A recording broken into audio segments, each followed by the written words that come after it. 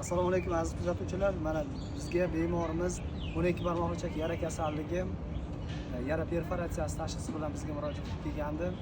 Bemorimizga O'zbekiston temir yo'llari markaziy klinik shifoxonasida ustozimiz Hayit Ilhom Mahalievich bilan birgalikda oshqozon bilirud 2 bo'yicha rezeksiyasi amaliyotini amalga oshirdik.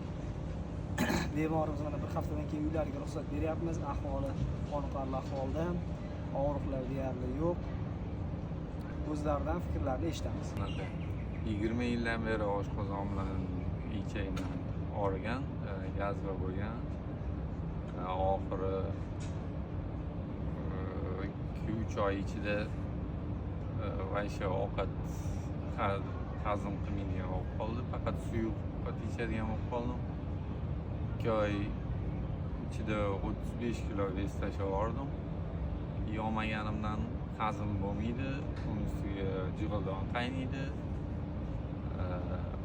Jig'ildon qaynagandan keyin qaytib kelgandan keyin o'ziga kelib qoladi. O'shandan oxiri yaqinda temir yo'lchilar komissiyasiga keldim. Og'riq qorin chap o'ng taraf pastdan yomon og'riq boshlandi. Doktorlar tekshirib, sразу operatsiya. Yaxshi, hozir operatsiyadan o'tdim, bir hafta bo'ldi. Xudoga shukr, zo'r. Doktorlarga rahmat kattakon, professorlarga rahmat, hamma personal zo'r.